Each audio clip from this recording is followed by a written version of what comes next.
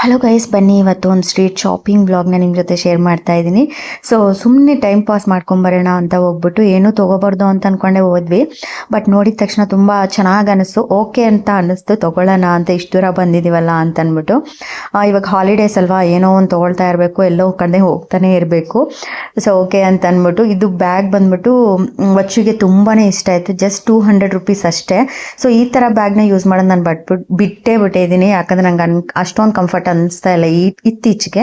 So ಇದು ಬಂದ್ಬಿಟ್ಟು ಬರೀ 100, ನಮಗೆ 80 ರುಪೀಸ್ ಕೊಟ್ಟರು. ಸೊ ಯೂಶಲಿ ಸ್ಟ್ರೀಟ್ ಸೈಡ್ ಮಾಡುವಂಥ ಶಾಪಲ್ಲೆಲ್ಲ ಬಾರ್ಗಿನ್ ಮಾಡಬಾರ್ದು, ಪಾಪ ಅವರು ಎಷ್ಟು ಸಿಗುತ್ತೆ ಅಲ್ವಾ ಅವರಿಗೆ. ಇದು ಕೂಡ ಅಷ್ಟೇ 200 ರುಪೀಸು. ಬ್ಲ್ಯಾಕ್ ಮಾತ್ರ 100 ರುಪೀಸ್ ಅಷ್ಟೇ. ವಚ್ಚು ಕೋನ್ 2 ತೊಗೊಂಡು ಬೇಕು ಅಂತ ಅಂದ್ಬಿಟ್ಟು, ಯಾಕಂದರೆ ಮನೇಲೇ ಇರ್ತಾಳಲ್ಲ ಅದಕ್ಕೆ. ಸೊ ಸ್ಟ್ರೀಟ್ ಶಾಪಿಂಗ್ ಅಂದಮೇಲೆ ಟಾಪ್ ಇಲ್ಲದೆ ಹೆಂಗೆ ಕಂಪ್ಲೀಟ್ ಆಗುತ್ತೆ ಅಲ್ವಾ. ಸೊ ಇದು ಬ್ಲೂ ಕಲರು, ಜಸ್ಟ್ 200 ರುಪೀಸ್ ಅಷ್ಟೇ. ಕಲರ್ ತುಂಬ ಚೆನ್ನಾಗಿದೆ ಅಂತ ಅನ್ನಿಸ್ತು, ಡೈಲಿ ವೇರ್ಗೆ ಡೀಸೆಂಟ್ ಆಗಿದೆ ಅಂತ ಅನ್ನಿಸ್ತು. ಇದು ಒಂಥರ ರಯಾನ್ ಕ್ಲಾತ್ ಅಂತಾರಲ್ಲ ಆ ಥರ.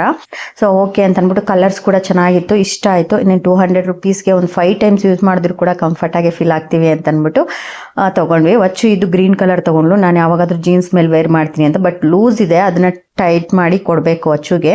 ಸೊ ಈ ಥರ ಟೈ ಮಾಡೋದು ಸ್ಟೈಲಿಶ್ ಆಗಿ ಕಾಣಿಸ್ತಾ ಇರುತ್ತೆ. ಅದಾದಮೇಲೆ ಅದೆಲ್ಲ ಮುಗಿಸಿ ಬಂದು ಗ್ರೋಸರಿ ತಂದಿದ್ನ ಅದನ್ನೆಲ್ಲ ಫಿಲ್ ಮಾಡೇ ಇರಲಿಲ್ಲ. ಸೊ ಅದಕ್ಕೋಸ್ಕರ ಫಿಲ್ ಮಾಡಿ ಫ್ರೂಟ್ಸ್ ಎಲ್ಲ ತಂದಿದ್ರೆ ಅದನ್ನೆಲ್ಲ ಎತ್ತಿಟ್ಟೆ. ಸೊ ಎತ್ತಿಡೋ ಅಷ್ಟರಲ್ಲಿ ಸ್ವಲ್ಪ ಟೈಮ್ ಆಗೋಯ್ತು. ಸೊ ತರಕಾರಿ ಜೋಡಿಸೋದು ಅಂದರೆ ಗೊತ್ತಲ್ಲ ಎಷ್ಟೊಂದು ಟೈಮ್ ತೊಗೊಳುತ್ತೆ ಅಂತ ಅಂದ್ಬಿಟ್ಟು.